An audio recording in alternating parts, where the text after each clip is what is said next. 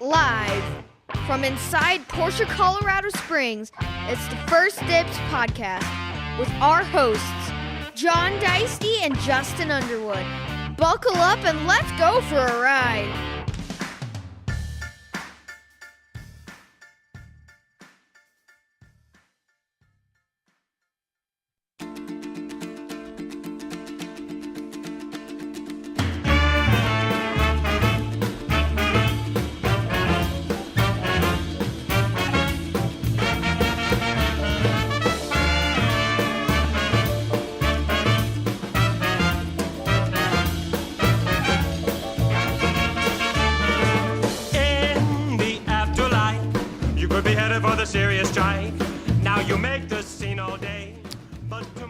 Hey, everybody.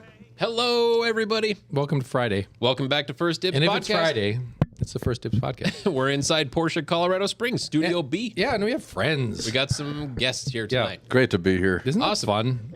Yeah. Back from Shift Magazine. Yeah. Back and new. Back and new. And we're, That's right. we're doubling up this time. Doubling up this time. Yeah, just, get you guys some new faces, some Right, new folks to talk That to. sounds fun. Yep. Brendan, our audience has met you before, I've been around. It's good to be here. right? And your Shift colleague. Can you introduce yourself? I'm Elijah Solberg. Okay. Am I coming through all right on the mic here? Yes. You sound Okay, great. Perfect. Yeah, I've been working with Brendan here in the Shift Colorado Magazine crew for, I'd say, a couple months now. Okay. So it's been a blast. And what do you do with them? Media and website, mostly. On the website team starting out with. And I take a lot of photos, get some video every now and then. So yeah, just do what I can. Yeah. No, that's awesome. Fantastic. And Brendan, you're still writing. I'm still here. He does it all. He does it all. I do it all. Yeah. He showed up in a pretty sweet Lexus press car tonight. Yeah, we're really digging the Lexus press car, and in case our friends at Lexus are watching, it's non-alcoholic. This is true. We support all Right. lifestyles on, But, on the podcast.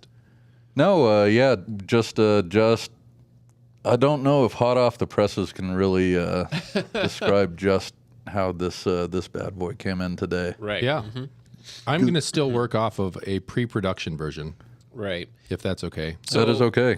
What we're talking about is what volume is this? What It's number 5, but This is number 5. we're a year in. Shift Yep. Magazine? This is a year Moving along. plus. Yeah, it's our 100th anniversary edition. Okay. No, we're pretty stoked. So last time was our first anniversary. This time around is this time last year is when we put our first one out. So yeah, I mean, continue to grow. We've continued to bring new people onto the team, like Elijah, which has been fantastic. I actually want to say our team's grown pretty substantially in between this one and the last one. I think we've brought on a good number of folks who all kind of want to just jump in, help learn a skill. You guys will meet Owen later. Owen wrote and just said, I don't really know anything about writing, but I'd like to learn writing. Okay. And we're here for that. Yeah. I can't write either. And it just... I've seen you write. Well, I can't really write. Like, I don't know where commas go or where hyphens go or how to spell words. Yeah, but you know how to delegate. Kinda. But my wife is pretty busy right now. She could handle it. No, I mean, Oh, to my kid. Yeah. No, he is definitely better than me. But try one more time. You're missing the low hanging fruit here. I don't know what I'm talking about. ChatGPT. Oh, yeah. You Well, write yeah. fantastically Thank through you. Yeah, that's true. ChatGPT. That's true. That's cheating, though. But I just think it's cool that you guys have that this is a grassroots thing that's growing. So many of this kind of thing can just fizzle because it's hard. And the commitment to keep it rolling and to keep it growing and getting people out and doing things. I mean, it's a lot of work. So I appreciate what you guys do. And I'm excited to see this. I downloaded it at 11 o'clock this morning, maybe 10 o'clock. And then I got busy. So I made it through the first half of the blue paragraph down there. The first half of the blue paragraph. Yes. I actually wrote a pretty significant amount of this one, so I'll take this one. This was kind of an experimental one that me and I think you guys have met Pat Curtin before. Yeah, I think we had him for number 3, if I remember right. So he works at Farland Farland, right? Classic. Yeah. Yep. And we've always had kind of this running argument whether you should meet your automotive heroes or not. So we decided to go with a kind of him writing from the positive side, like you should get out there and meet every car that's important to you. Sure. And then me writing from experience that you shouldn't. So we led with a cover image of one of my worst mistakes. We don't need to ever. So do those again. it's a DeLorean up on jack stands, Right. And it looks yes. less than running. At that point, the two front brackets to actually attach the front stabilizer bar had both stripped, just removing the bolts just to pull it out. So not even tightening them. Because it's Right. stainless steel. Mild steel on the frame. Yeah. Oh gosh. Whoops. Okay. Stainless on the outside, Yeah, there but you go. good old tin worm on the inside there. Keep it pretty. So, yeah, what we kind of went through was we have kind of that intro paragraph there, and Pat chose two cars that he really always kind of idolized. He and, picked better than you. Yeah? Yeah. Yeah. Well, he didn't have to buy them. Well, he could have. You didn't have to buy them either. So That's fair. So Brendan's car, we're looking at the DeLorean up on jack stands, Yep. and then in the other page, the other screen there, what are the two cars that we're seeing there? Yeah, so Your actually... mouse isn't going to work. It's me. Okay. Do you need another page? Yeah, could we... Yeah. There you go. Next slide, please. Yep. Exactly. So Pat's picks were the 2005 F430 Berlinetta with the specificity that it does not have the F1 gearbox. Okay. It has to Okay. be a 6-speed manual car. Okay. And the 1972 Alfa Romeo Montreal that Farland plastered all over Facebook for that 2 years there. Did that? I think the Ferrari really, really aged well into itself. I think it did. Because I always thought those were boring. They were kind of a boring looking Ferrari. fairly plain, right? Yeah, but that head-on shot, I like that. Right. But so these are the heroes that you don't want to meet. No, these are the ones. These are the ones you do. Oh, this Yeah. is what you And don't. they're both Italian. Isn't that weird? Okay. Okay.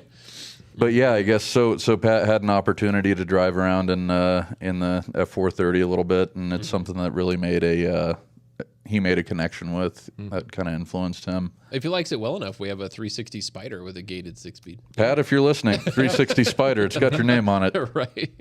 The blue one? Yep. Blue one. Awesome. And then, the Alfa Romeo Montreal. So Pat used to kind of be that car's chaperone to shows, for lack of a better word. So Pat would drive that to shows. Like, I think that's Morgan Adams up at the top of some indeterminate year. And just talking about how much he kind of likes the old school analog feel and how, an old early 70s Italian car smells. There's just a whole lot of different experience factors to it.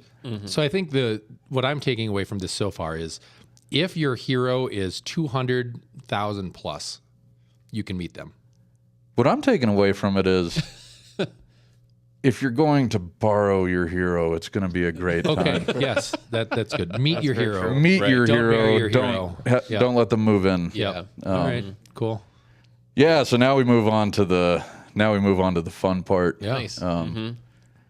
So this was my 1981 DeLorean DMC 12 that I bought from a buy here, pay here lot on Evans in Denver. Wait, you said this was my DeLorean. Yeah. Yeah, we'll get there. This is a saga. So this thing was reliable for about the first 5 minutes. I think within the first week, I determined it needed a clutch. It broke down on the test drive several times. Actually, someone from this buy here, pay here dealership showed up, and we actually got him to headbutt the steering wheel because we told him it worked in the movie. It didn't work. The car was still broken, but got in touch with the local DeLorean club in Denver, which is actually a really great group of guys. How many people are in it? I'd say when I was there, roughly 20 cars. There was Wow. a good amount. So Holy still moly. 3. Probably 2 that run. Well, no, I just mean owners, right? 3 I feel like owners. that's a car you hoard. That kind of is a car that you yeah, hoard. Yeah, if you don't have 6 of them, you're not really into them. But yeah, so I hung out with them and I improved some things on the car, but I developed the rule of 200 when I drove this car, and that's if you are going to drive this car, it's going to cost you $200. It doesn't matter what you're doing. Are you going to the grocery store? It's going to cost $200. So I went out to get coffee from work in it one day, and like 200 rule is never going to get me in a block. And sure enough, I go to hit the turn signal, which is just a stock, an old stock on the end of a Right. Yeah. and the cap shoots out, the spring-loaded cap shoots out, the turn signal stock falls apart. And so now the turn signal stock is just flapping loose in the G-forces of the car, honking because the end of it is the horn. It's not on the on the center pad. Oh, good. And the headlights are flashing. So I pull into Starbucks with flashing headlights, And horn. honking horn in a DeLorean. Like, great. I looked really svelte and sophisticated. Definitely. So yeah, I mean, rule of 200 was a thing. Took it to Pikes Peak International Hill Climb, which was really fun, and drove it to my parents' house up in North Colorado Springs where it got totaled by hail. Kind of built that back from there and actually went through like a whole crazy, I'm not going to call it a restoration, but like significant refresh where fixed some kind of surface rust spots on the frame, did a lot of work on the motor and the fuel system, the ignition, the harness, and just could not get into the car after I spent all that money on it. Like it turned into a burden. Like didn't want to go drive it.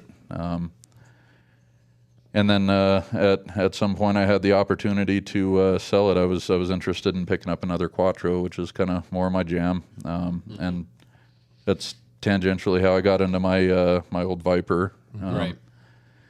So I sold it, and then roughly a week later, it drove the new owner into a K-rail with the steering wheel disconnected from the steering rack. So Wow. that was my DeLorean, and the DeLorean still is. To that new owner's credit, he recovered from that hit pretty well. Got the car put back together quickly, and if you see one at Mike Ward's Supercar Saturday, it's usually that's usually my car. Holy moly. Cool. Was that your license plate? That was we called it Doofus. Doofus? Fitting. That's Yeah, pretty what cool. else? And you're in that picture Oh. above that, you're doing autocross? Yeah, I did autocross in it. It's not good at that. I like she's built like a steakhouse, but handles like a bistro. Yeah, I had to work a Futurama quote in there. And then that's a picture from my wedding above that because we used it as a getaway car. And another great story there is it made a great getaway car, except for the passenger door was out of alignment. So when we got back to my house to get my wife out of her gigantic poofy wedding dress in the like 80, 90 degree September heat, Right. door wouldn't open. I had to go out to the garage and get a bunch of tools and jimmy that thing open. So Wow. wonderful Where's the car. autocross Yeah. at? Is that at the Air and Spaceport? Yeah, that's the Air and Spaceport way out east up in Denver. Denver. So That's what? pretty incredible. So when were you married? What year was that? That was 2018, Okay. Mm-hmm. Okay. October 6, 2018. Okay. Oh, you got an anniversary coming up. I got an anniversary coming up. Happy early anniversary. Thank you. Wow, what a story. That car's got a lot of stories to it. We drove it to the National DeLorean Convention in Springfield, Illinois, which is not the best part of Illinois I've ever been to. Sure. But yeah, lots of stories in that one. Wouldn't trade the stories, but would definitely never buy the car again. Okay. And then I don't think it's a secret that everyone knows I don't like my R8. So the other example I have to counter Pat's Montreal is the fantastic 2008 Audi R8 R-Tronic 4.2 budget spec supercar. Okay. And the R-Tronic, is that the first generation of their automatic? Yeah. That is the first generation of their automated single clutch manual. Okay. So you get kind of the worst of both worlds. Okay. All right. And then it became an S-Tronic later? S-Tronic is when it went to DSG. So you have basically PDK. It's Right. a lot better. Yeah. They drive a lot better. I wonder how similar that is to the like the BMW SMG. Similar. Or, Yeah. Fairly Second gen. similar. Yeah. Yeah. Huh. I mean, it's a good looking car, right? Great looking car. Yeah, the like R8s it's have always been just a great looking car. it's a car that's really kind of held its look and its design really well. It's aged really well. but that transmission just kills the car. It's so dim-witted. Like, and there's a lot of places that you're gonna say like you are overreacting, like it can't be that bad. And on paper, you're right. Like it isn't that bad until you get into the practicalities of it. So if you get stuck in traffic in this thing, Right. it's trying to decide if you are trying to stop or trying to go when you might need to be feathering the throttle, right, Sure. to creep in traffic. Right. And it's deciding whether you're going to hold up traffic or launch into the car behind you. Yeah. Right. To me, trying to parallel park that car was what was terrifying. You just couldn't balance it. It would be not moving, 5 miles an hour backwards. Yeah. And if they could figure that out, I don't know if somebody can try to, maybe you could reprogram that. So there are TCU tunes that are allegedly help, and I got a chance to actually drive another member of Shift's R8 last night. Marty Keir joined us on the web team as well. Shout out Marty. And he was our second driver on the LC 500, and he came over and left his R8 V10 at my house. And he's also got a first-gen R8. He just got 2 extra cylinders with it, but it's also an R-tronic car. What was interesting was we did go out together and ride around in the car. They're very different from car to car. Okay.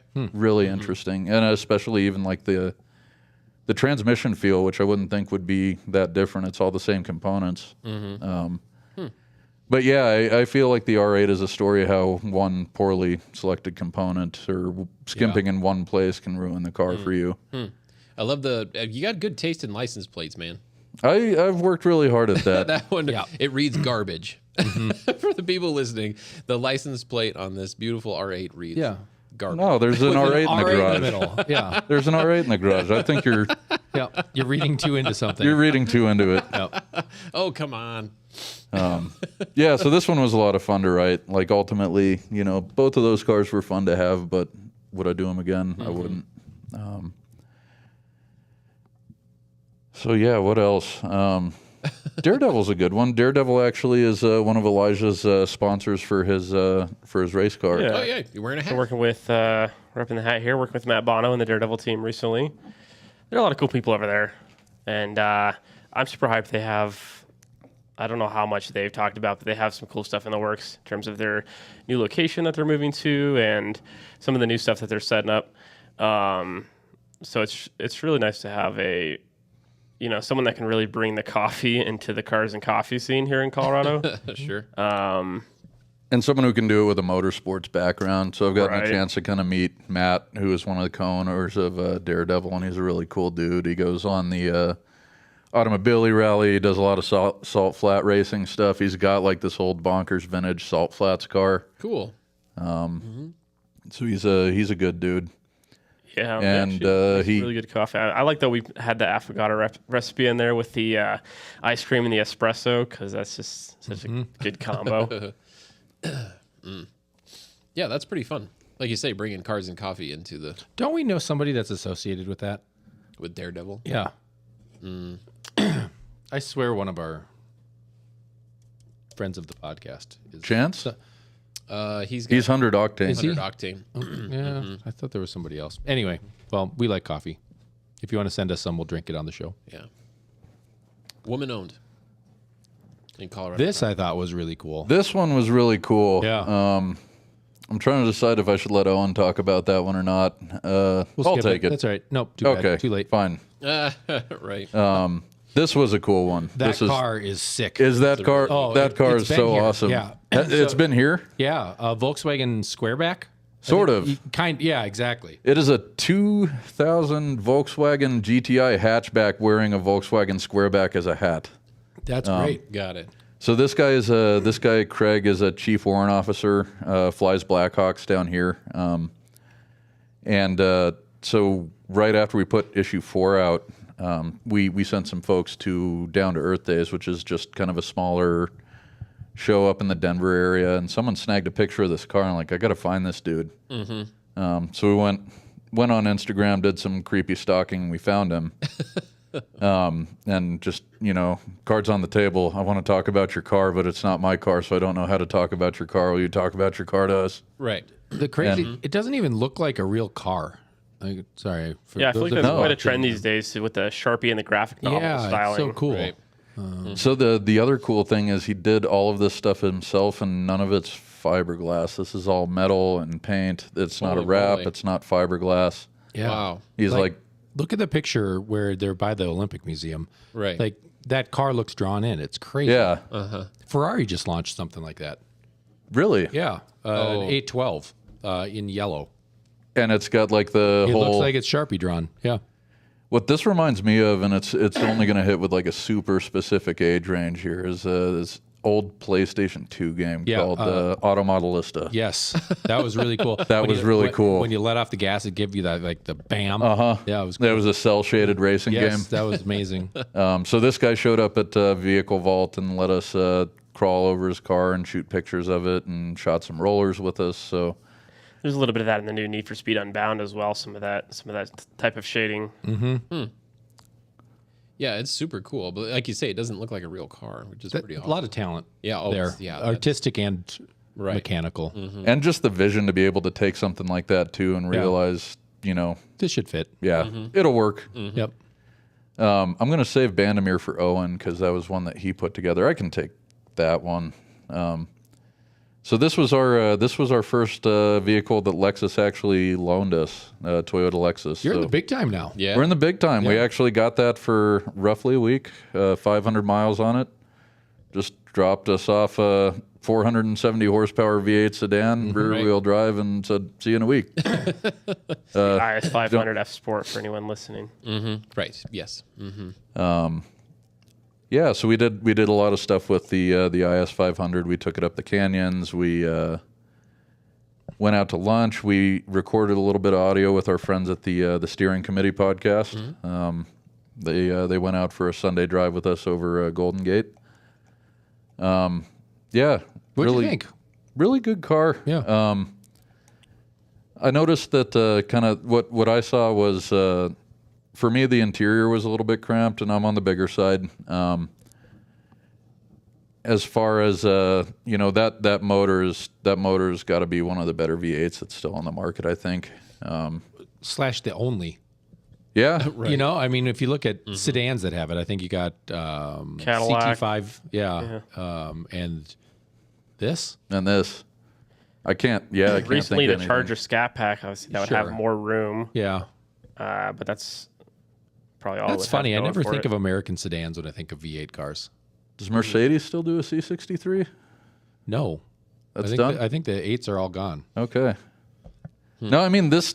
One of the ways that I kind of wrapped my head around this was Lexus built a Mustang for Okay. your dad and his friends. Sure. Like it's very point and shoot. Like almost kind of. I'm not going to call it unrefined, but also just it's a very basic car. It's a little bit of a sleeper, a little bit of a sleeper. almost like the Chevy SS, Sure. Yeah. right? And then we had Chris offer us a second opinion on it. So Chris, who's going to jump on in a few minutes here, our co-editor, took the car for an afternoon, went out and also drove it and formed some opinions on it. So yeah, that was pretty neat. And now we've got an LC 500 this week that we're messing with. Nice. Same powertrain, just in a coupe. Right. I folded myself into the back seat of it yesterday. That was uncomfortable.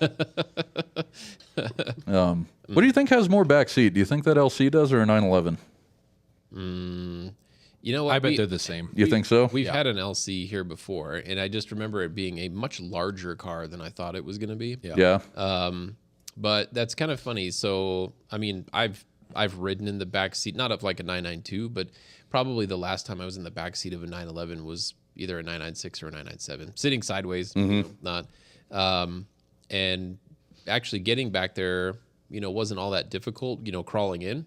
And then there was space, again, sitting sideways, in the car. Not, It depends on who you are. You Right. can't Oh, for sure. can't put 4 of me in an idol. No. I wish I could, but No. the Roof family just had their quick plow at Pebble Beach. It won best of the Porsche class, and some people think it should have won best in show overall. It's the oldest 911 shaped car in existence. Really? It was it's a 901, so the prototype. Right. Okay. And it was actually a prototype for the 901. When they showed it, it didn't even have an engine in it. And when they did the Tour d'Elegance, which is you get to drive your car over a 17-mile drive, and if you do that and there's a tie and the other car didn't do it, then you win. Okay. So everybody tries to do it. But the whole family was in the car. Like they filled the four seats of this thing exactly. with people. Yeah, of a 1963 original 901. And The like Roof family? Yeah, the Roof family. Wow. these people have legs. Well, they're smaller people. They're Okay. not our size, but hey, they made it happen. So it's doable. You guys have it looks like an ad. Yeah, this is Randy Brothers. He runs Elite Roofing and Solar. He placed an ad with us, and he just wanted folks to know that he even said when he was placing this with us, he's like, look, I don't want it to be too addy. I just want people to know that I'm kind of a car guy, and if anyone who's in the car community needs help with a roof after our recent hail stuff, I'd always like to work with a fellow enthusiast. You know over what someone who isn't. what just happened down here? Different kind of roof than previously mentioned. Yes, exactly. Right. That was a great segue. Yeah. How did I do Nicely that? done. I didn't even know.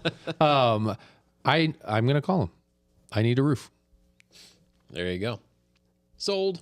Yep. Hail or Yeah. okay? Yeah. We got murdered. You guys are running out of time here. We got 4 minutes. Is there what else? What else do you really want to talk about? Anything? Oh, man. Blank page.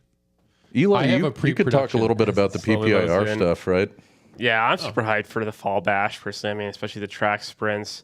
That'll be a infield course reverse run. Those are usually timed, so that's kind of a fun way to do like time attack style course, but you don't, you're not going on the oval, so it's a little bit quicker.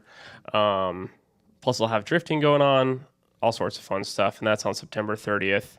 So I'll definitely be there, and hopefully we'll see a lot of folks out there with that. What's your history with cars? Somebody mentioned you have a race car. Not exactly. I used to have a race car. Okay. Yeah, I got my roommate got a Miata a couple years ago, and I just kind of got into it from that. One of kind of our mutual friends had I believe it was some type of Porsche 911, I believe. He sort of sold a startup and started going to some of the track attack events at PPIR. Those are like their fast-paced autocross events. I eventually got a BMW E30, learned how to drive a manual on that. Sold that a few months later. The prices for those were going up a lot. So it was sort of becoming more of a classic car than something that you could turn into a track car. Then I got an E36, built that out to be pretty much like a full track car, like fully gutted with cage in the back and bucket seats and things like that. Some aero elements. So that was a lot of fun. I eventually wanted something a little bit more in between, street/track. I got an E46 M3, sold the E36. That's a fun story, as that's been, speaking of like never meet your heroes type thing, that was kind of my dream car for a long time, and it's still one of the best cars I've ever driven, but it's just it's a lot of work. It's a lot of maintenance, a lot of and you're dealing with like European parts and stuff that's on back order a lot, and spun a rod bearing on that and just been working on that ever since. So On an M car? an M3, yeah. Yep. I mean, those S54s are amazing, but they're just so high strung. Yeah. So yeah, that's up for sale now, actually, and I'm working on building a 4-cylinder Mustang to be kind of a street/track. That's what I drove here, and that's what I'll be driving at PPIR on the fall bash. So that's what I'm working on at the moment. That sounds like fun. Right. Oh yeah. Yep. What did you think of the transition from E36 to E46? It's a lot more. You get a lot more modern features with the E46. It's a lot more refined, especially going into the M car. Even though I had all the M mechanical components on my E36, as far as like the differential, the transmission, a lot of similar stuff. But it's definitely a very streetable car. But you do kind of have not only just the M-Tax, but just the rarity of everything. Yeah. As many E46s as they made, there's not a lot of E46 M3s out there, especially that are getting like parted out or whatnot that you can just grab parts of. The convertibles are obviously the easiest to get into, particularly with the SMG. Even though the SMGs were like a $3,000 add-on at the time, now those are cheaper than way cheap. Yeah. So, yeah, it's. I think it's the last like true M car in my opinion. As much as I like the E92s and some of the newer ones, it's kind of the last one that still gives you that raw experience and still has a very it's still very much a driver's car and has that raw driver's feeling. But so some of that carries over from the E36. But then if you get newer than that, you start to get a lot of computers involved in things, a lot more weight, and you kind of lose some of that M driving experience. Yeah, it's interesting that those kind of. I think E36s have always been like our 996, where they've been kind of the unloved M3, and it's always been one of my favorites. I think partly because I got to drive one, not when they were new, but close enough. A 996 or E36? E36, okay. yeah. Nice. And it just, the sound, the feel, the way it shifted, all of that. I mean, it was literally actually the first manual car I ever drove was a Dakar yellow E36 at Borton Volvo in Minneapolis in the middle of February. My dad took it out. I think I've told this on the show before. And then he told me to get in the driver's seat, and I stalled it. And he said, "You need to give it more gas." So I floored it and dropped the clutch on a snowy, ice-covered Minneapolis street, and I didn't crash. So maybe that's why I love it. But I think, to me, that's a car that I would love to have in my garage. Over any of them. Maybe I like the V8 car too, but cool. That's a fun M type car history. I like those. Or it's been a journey. BMW. Yeah, cool. Should we kick them out? I think so. I just saw Chris over there making bird gestures, so it's doing one of these. All right. Got it. I want to figure out what that's all about, but he needs to get in here. So, all right. Well, thank you guys. Yes. We're going to talk among ourselves. If somebody could grab me a margarita, that'd be wonderful. Can do that. And we'll be back with you guys in a minute. Thank you. Thanks for chatting. Yeah, absolutely. Thanks, fellas. Well, should we get to business? I guess Well, so. in the interim, we need Yeah. like a Jeopardy theme song we can press as we're waiting for people. Right, yeah. I don't have any business. Yeah. I don't. Well, we have some upcoming events that we're starting to plan. Yeah. So early part of October, Yep. we're planning a classic rally, classic car rally, that is. So I believe the tentative date for that right now is October 7th, if I'm not mistaken. It's the weekend that's following Rennsport. So that should be pretty good. And it's still nice out, at that point. And then the following month in that's a Saturday. yeah, correct. So that's Saturday. cool. And then the following month in November, you might have to check the date on this one. It might be the 11th. Is also a Saturday, but we're doing a classic car swap meet here at the dealership. The 14th The 14th, you're right. of October? Yep, it's the of November. of November. It's the 11th. You're right. The 11th. You Yeah, had it right 11th the of first time. November, I believe. Which that should be pretty interesting. Yeah. I've seen that done before. All kinds of crazy stuff can come out. It's like a garage sale, Yes. Right. but for car parts. Right. It could be. There might be someone here that all they have is literature. Yeah. Like Or Hot magazines. Wheels. Yeah. Bring your Hot Wheels. Yeah. No, absolutely. Let's see if we can sell the Originale books. Right. Yeah. We could give it a shot. Look at that. These guys come man, bearing look at gifts. How awesome. And why do I do this like every weekend? For in my brain, anyway, I get the time wrong. I totally What time? forget that we go live at 7:00. Yeah. Why do I always What time mess did it you up? think we went live? I don't know. I saw some time earlier, and I thought, what time is it? Yeah. I don't know. Today was brutal. That's how long the days are. I guess. yeah. I mean, it was a really good day, but I was Right. busy. Very don't know. much so. Okay, so check it out. Yeah, we got this Colton and Owen. TV Owen and magic Colton. here. Yeah, look, new people. How Oh, cool I is gotta that? turn you up. I gotta turn your Yeah, there you volume go. on. Yeah. All right, Can you hear me now? We got you. So we got a repeat. Yes. From Shift Magazine. Yes, sir. And then we have a new guy. Yes, sir. So new guy, you gotta identify yourself. My name is Owen Wright. I'm just joined with the magazine just a couple months ago. I'm a staff writer for them, so Okay. it's been incredibly fun so far. I will say. Yeah. Yeah, fantastic. Yeah. So we were kind of scrolling through the magazine just a little bit here earlier, and then Brendan left some space. Said Yes. like, "Oh, I'm not going to talk about that. You know, I'm gonna let these guys talk about it." But anyway, John, I know we had kind of some key points that we were gonna I ended up on this. at- That looks cool. the Yeah. Safari. Does anybody know anything about that? I know a Hey, few look at things that. about that. That's right. cool. Yeah, so the Safari 911 was actually a car that I spotted in the parking lot at work and left a note on the windshield and was like, hey, like this is a cool car. I work for Shift. I want to feature your awesome build. So for those who are just listening in and not visually taking this in, what we've got is this beautiful 80. Was it an 83 or an 84? We might have to scroll a little bit and fact check myself. 84. Yeah, it's a white 84 Carrera that is, it was built out to be a rally car, basically. It's got some BFG all-terrains on it. It's got a little winch in the front, big ol' suspension on there with the external reservoirs and stuff. But it was really, really cool. The owner asked to remain anonymous for this article, so I'm not Jerry gonna... didn't want you talking about him? Yes, it was definitely Jerry. Cough, cough. Yeah, no, they were super cool to work with, though. Like, we went back and forth a little bit on email. They actually saw my note on the windshield and responded to it and was like, yeah, this sounds great.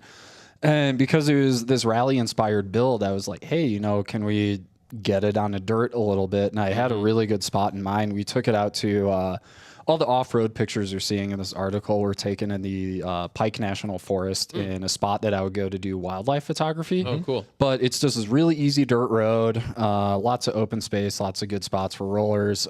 So one of my colleagues from the magazine, Eddie, he was driving my LX, and I'm like hanging on to one of the grab handles. I'm hanging out all the way, like Nice. shooting rollers as we're on this dirt road. But it's a super cool, very detail-oriented build. A lot of thought went into it.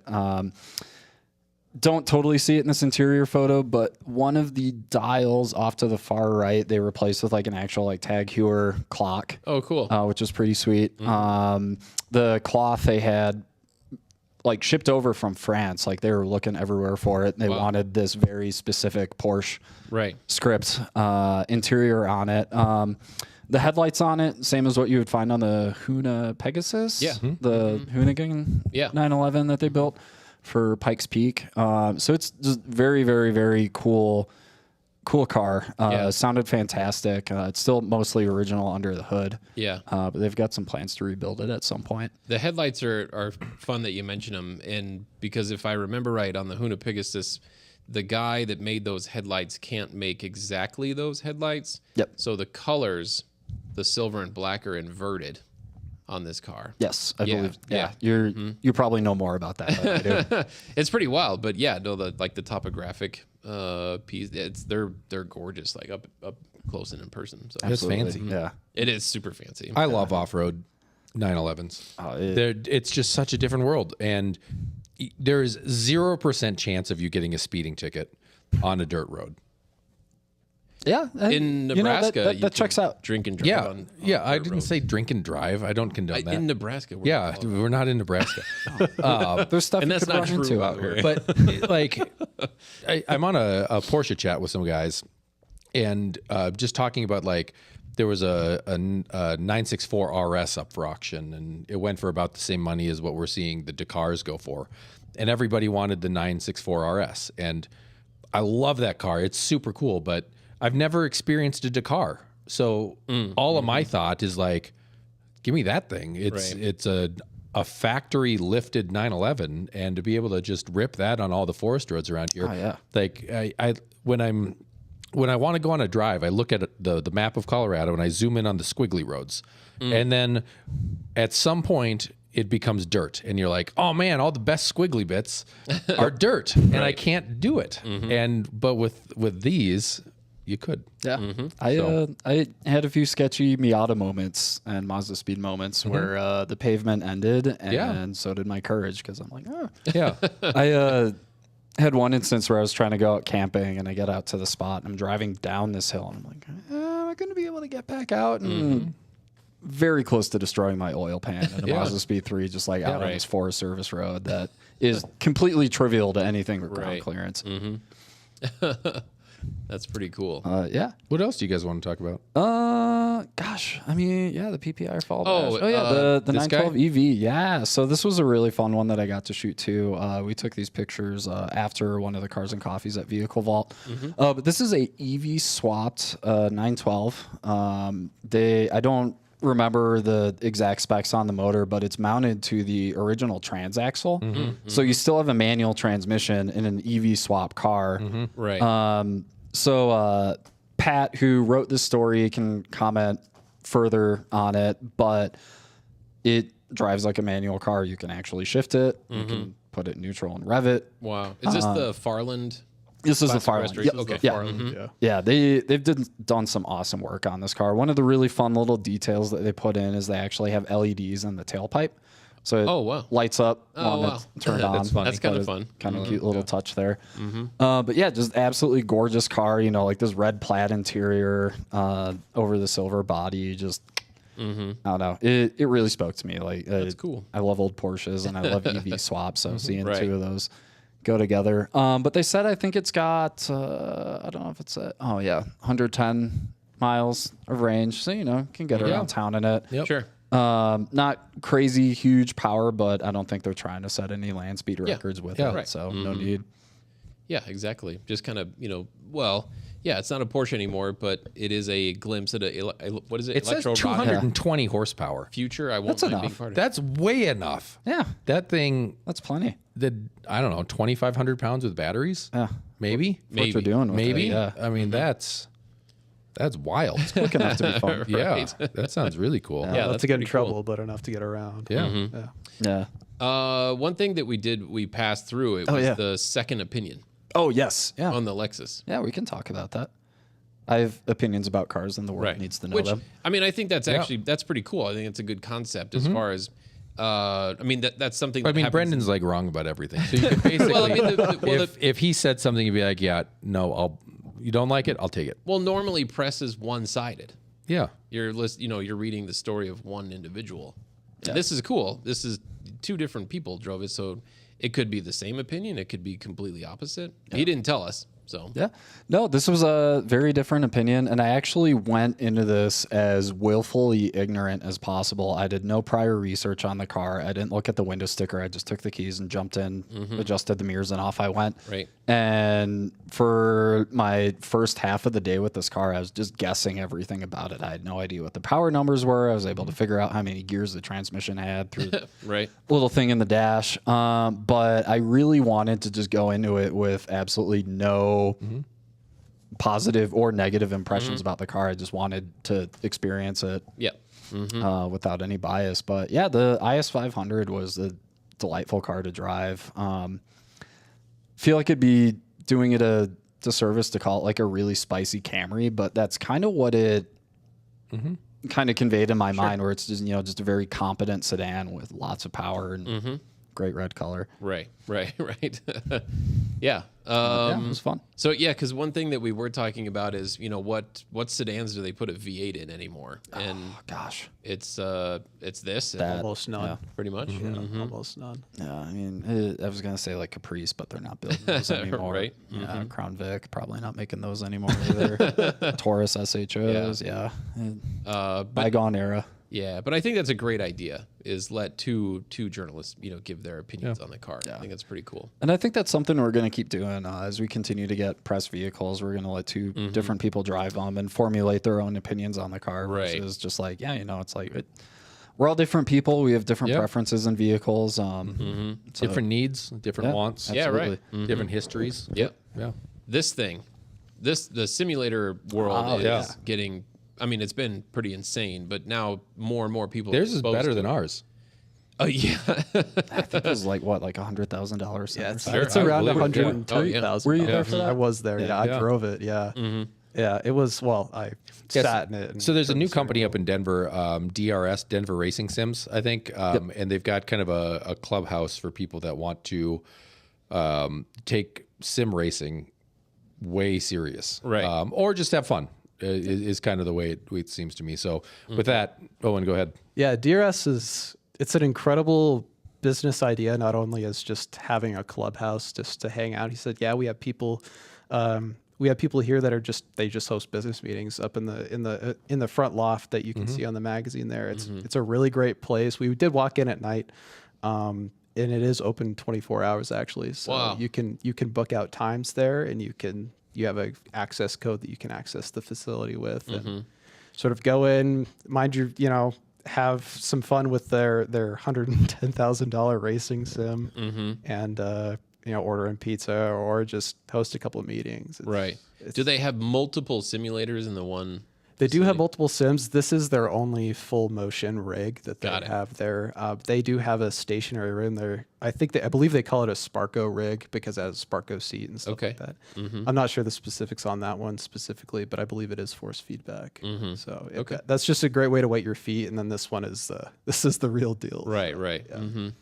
And I mean, just for people looking into what's it cost? I mean, what are you going to spend when you go there? So I believe he said a full year membership is around $600. Okay. So he said he had a Corvette, and he said taking it out to High Plains a couple times is going to cost me $1,200 in tires. Sure. So he said for the whole year you could come here an unlimited amount of times, including an introduction. Holy moly! Just go crazy on this, and you can go any track. They have iRacing subscriptions, and any track, any car that you could possibly think of that is within that iRacing, right? You can go drive. Yeah, I'm assuming you. I think you mentioned you book your time. Yeah, they're working on their booking system right now. When we were there, that's what he told me. Right, so, right, yeah. Yeah, because if it gets overly popular, right, you're not going to have any room to move around. I mean, the picture, is that Steve in there? I believe that is Steve. Like one of the pictures of this thing, it looks like almost like the Jurassic Park's T-Rex animatronic, right? But with the dude sitting in the head, and pretty much. with linear actuators everywhere. I'm sure it could make you barf pretty easy. Spinning around and going up and down and twisting and all the things. It's serious. I would say personally, I do get pretty motion sick, and I was on this thing for 20 minutes and I felt none of that. Cool. It's really, it does great, have a lot to do with the audio as well. And they have a great audio system there. So as long as the car audio matches kind of what you're seeing, it makes a lot of sense to the brain. So, That's awesome. yeah. That's pretty wild. Yeah. It's like they're industrial servo motors.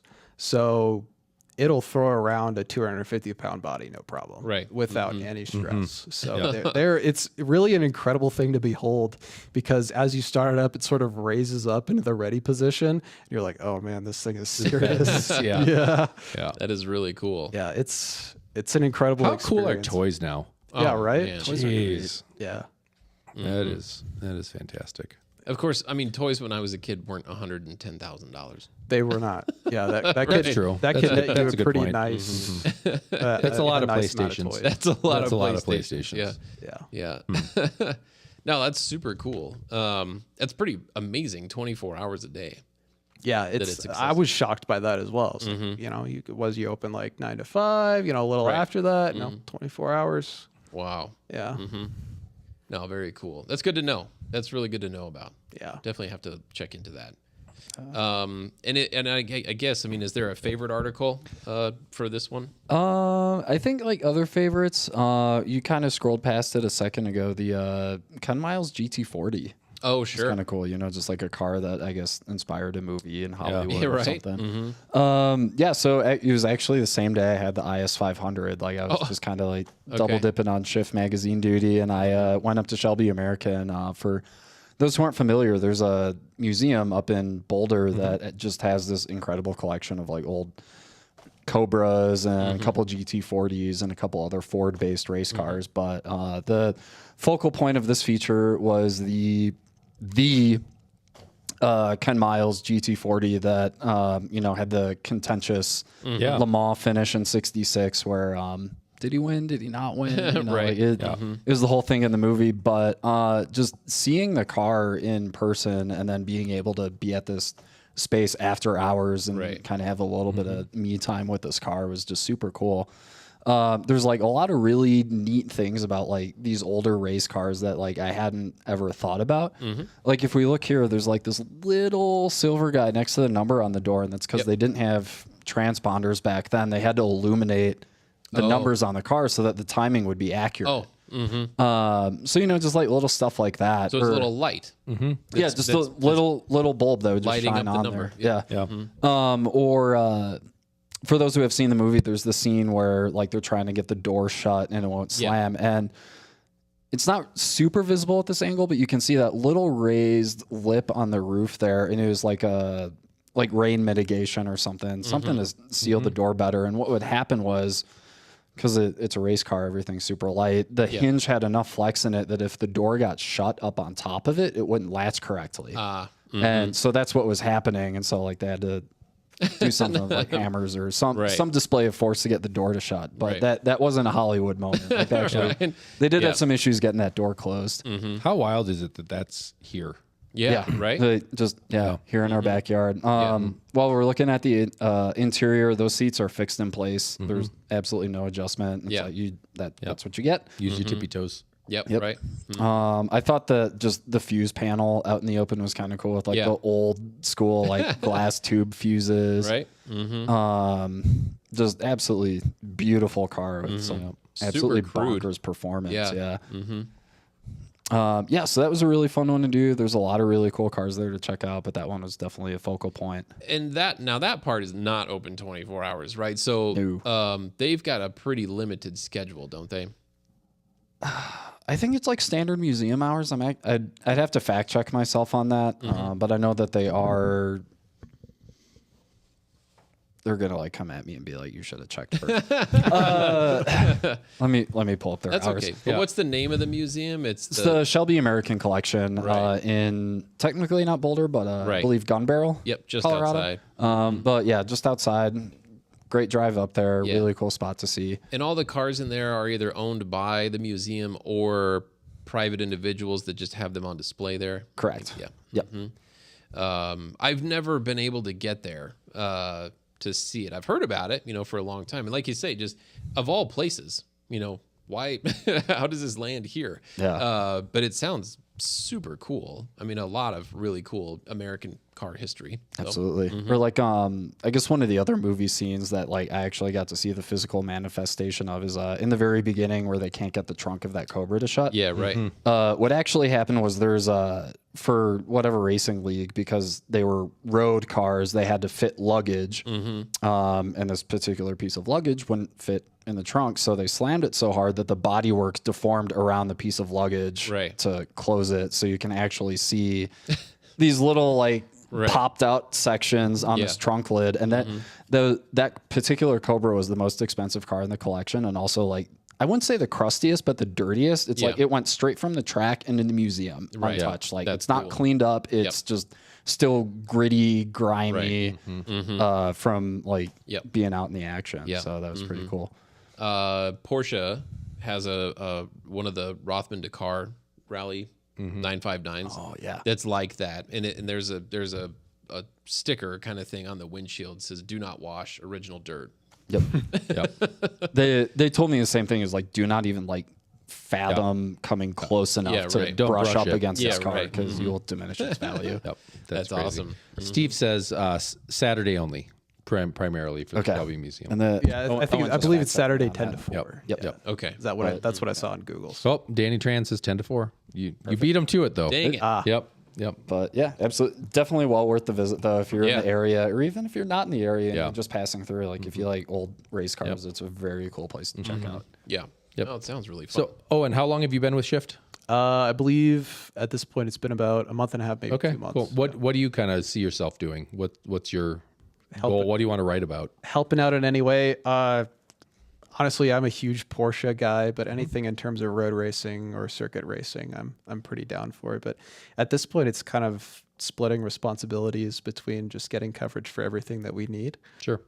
So I'm not going to say I want to be picky and choosy about everything. I'm very open-minded to everything and sort of growing my personal passion for vehicles. Cool.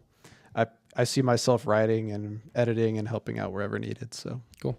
What got you into cars?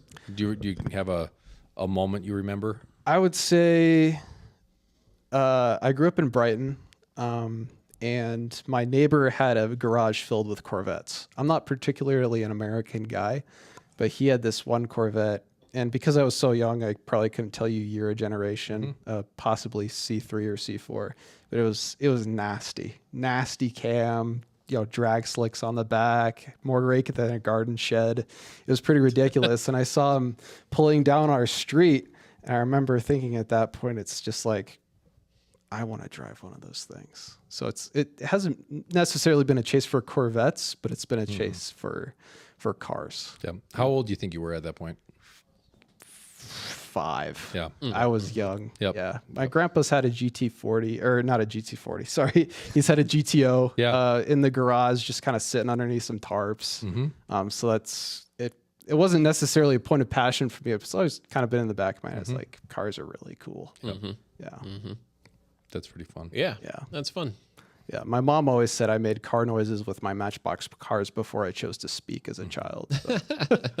It's a problem for us all. Isn't it? Yeah. I believe that's pretty common among car enthusiasts. Right. So. It's all about Gotta- priorities. Yeah. Yeah, It's got to oh, start 100%. somewhere. Yeah. Right. Exactly. Yeah. Yeah. That's pretty fun. Yeah. Anything else you guys want to talk about? I mean, we could actually touch on the cover if we Sure, want. yeah. So this was a photo shot by Nate Hughes, but the event is really cool. So this is Carmelia Fest, which takes place in Grand Junction. It's put on by a really cool group of guys called La Familia Music Group. Okay. I'll plug them because I've done a little bit of photography work for them, and they're just like these guys making music and doing cool stuff out on the Western Slope. And so this picture was taken at the event that they had in 2022, which actually last time I came on, I had talked about, like being at Goodwood and then Grid Life the week prior. I was actually at Carmelia Fest the week prior to Grid Life. Oh, wow. Okay. So it was just 3 big events back to back, but it was just, like this really fun summer hangout. People brought out all sorts of different cars, food trucks, live music, like dancing, like it was just a cool event. And we kind of just landed on this cover image because we felt it captured summer really well. This is what we're all here for, is the meets, the cars and coffees, the get-togethers, to see all your car friends and make new car friends. Right. And I think this event was a really good embodiment of that. So if you're ever thinking of doing car events on the Western Slope, it's definitely one to check out. Very cool. Yeah. No, I think it's family, right? You can see Very family oriented. yeah, no, very absolutely. friendly. It's a great shot, man. You got some. You definitely have some good photography skills, because I do remember the last time you were on looking at the Goodwood stuff, and you got a good eye for it. So I mean, the magazine it's freaking impressive, is what it is. Thank you. I mean, Yeah, thank you. That means you a don't get lot. paid a dime, No. right, to do any of this, right? Not yet. Not yet. Right? Yeah, not Yeah. yet. I just like taking pictures of cars. But you got press cars, right, Yeah. coming now, which is pretty Yeah. amazing. yeah, rolled up in an LC 500 Yeah, today. pretty yeah, good. that's pretty fun. But no, I mean, I got to say, you guys have been doing this for over a year now.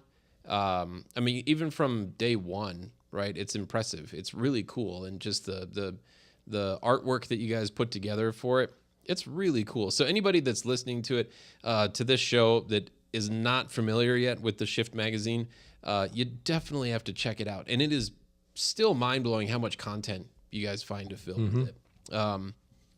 It's opened my eyes to how much car culture there really is around there's a lot Colorado. going on around There's Yeah, so much. way more than I thought there was. And I feel like we're still barely scratching the surface. Like there's like a couple of events that I wanted to get out to this summer that I just wasn't able to, like lowrider shows. That's something Yes. I really want to Right. cover. Like tomorrow we're both going to be at 24 Hours of Lemons. But at Okay. the same time, there's this huge Viper event happening at PPIR, and I was joking with Brendan. I was like, "Hey, can I go track your Viper?" Right? Yeah. Yeah. Oh, and I guess that's a good time to plug. Every third Saturday here in Colorado Springs is our Motor City Cars and Bikes. So that is next. Is that next weekend? Is that? Yeah. Every third Saturday. Yeah. Yeah. Wow. Oh my gosh, that's crazy. That's a problem. Flying. Yeah. I think I'm going to be sick. Yeah. Next weekend, Motor City Cars and Bikes. Yeah. We got to keep that growing. So. Yeah, but I guess other stuff to cover. I guess we've got Lemons coverage coming up.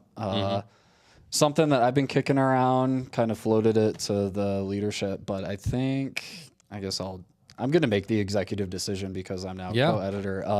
Hot Wheels photo contests is something that I personally want to get going. Okay. That's a great one.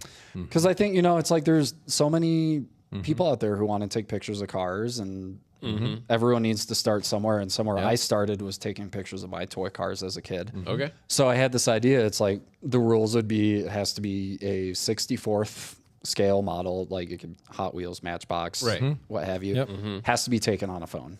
Okay. Just level the playing ground for everyone because everyone's got a cell phone now. Yeah. Not everybody is running around with like your crazy high-end camera. So I'm going to light paint mine. do it. Like Right. I don't know how to do that, but I'm going to figure it out.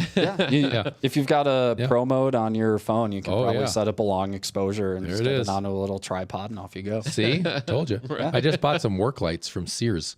Well, they're Craftsman. I bought them at Lowe's, but technically that's still Sears. Formerly serious. Yeah. So I think that's something up and coming to look forward to. Yeah. Great idea. I'm gonna try. And, Cool. and I think the prize for winning that is gonna just be more Hot Wheels. Yeah. Sure. Yeah. Get a Or Hot case Wheels of to take unopened pictures Hot of. Wheels. That's a good idea. See what you yeah. get. Yeah, So- I'll donate a case Wow. for the winner. Wow. Yeah, it's going to be me. But actually, You heard it here it's first. Maybe, All right. It might be Isla. She's got an eye. But I'll donate a case. Very Awesome. Yeah, we really appreciate that. Thank you. Yep. And like we're still working out the logistics of judging. Like it's probably going to be a mix of like leadership I get to pick the eyes. winner. Oh, well, yeah. There you go. Yep. And it's going to be you. No. That's fun. Largest benefactor picks. Yes. Yeah. I don't know. That's a really cool idea. Yeah. Do you have anything upcoming that you want to? I would say I don't know. I'm really excited for Levins. Of course, that's pretty front of mind since it's tomorrow. But that's for issue 6. We also shot the Morgan Adams Concours d'Elegance event. Right. Yeah. And I got quotes from people and talked to a whole bunch of people, and just the scale of that show has. It needs to be longer. Yes. That's the It needs problem. to start in the Like, afternoon. Yeah, and I can't get there on time because I work. Yeah. But I think we got there I think it starts at 5. Doors open to media at 5, and then I Yeah. think it was general Is public it 6? at 6. Okay, so we got there at 7. And I just felt like I missed it all.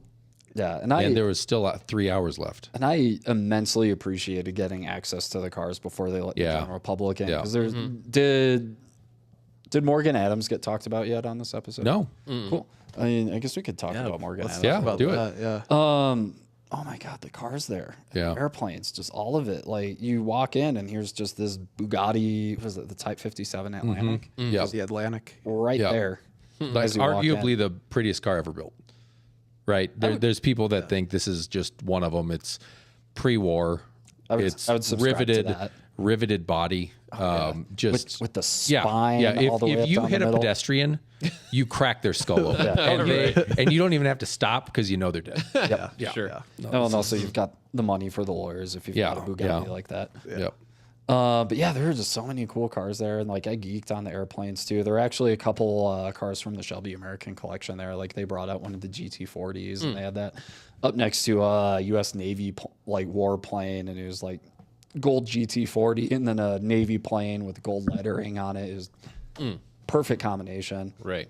But yeah, that was a really fun event to go to. That was our first one working together. Yeah, that was a really cool I experience. think one of the other standout cars was it a 47 Rolls that we talked to the owner? Was it a 47? Yeah, it was 47. Was that one Yeah. the one with the T set in the back, or is that a Bentley? Oh gosh, this one didn't have a T set in the Okay. back, but it had like these little bitty jump seats. Oh yeah, that was that a like cool folded car. forward. He was Yep. like a black on yellow exterior and then a tan interior, I believe. But yeah, I think it was what do you say? It was all original. Yeah, it was fully original. So this one, I believe, was imported to, or it was made somewhere out east, like I don't want to misspeak, somewhere in the Middle East, I believe. So the Spirit of Ecstasy that they have, and this is something that he highlighted to us, the Spirit of Ecstasy on regular Rolls Royces have the lady sort of standing up very proud, but the ones that they make in the Middle East have the lady sort of tilted a little forwards because back in the day, being a little irreverent. Yeah, a little, yeah. So Yeah. that was a really interesting thing that he highlighted. Another thing is that, maybe this could be just my ignorance about older Rolls Royces, but it was just the running gear that Rolls Royce made. It was actually a Coachworks company that made the body. And speaking back to the jump seats, it was kind of funny because they're tiny. They're just sitting there right in the middle of the body. It's like there's no way people could fit in those. Yep. Back then, I guess people were smaller. People were smaller. Yeah. Yeah. So it was. No seatbelts also help. Sure. Yeah. Right. Yeah. Oh, 100%. That was really an incredible car to see. It was just kind of tucked in the back of the show, but I think it was worth highlighting quite a bit. Yeah. So And correct me if I'm wrong on this, but I think the grill also did like the actuation for temperature regulation. Yeah, Like you see on sure. a lot of newer Yeah. cars now where they've Yep. got the Active things that Aero. open New and 911s close. do it. on the They, BMWs as well, the Yeah. grill opens and closes. Yeah, so they had that on a 1947 Rolls. Your servant had to get out and crank it.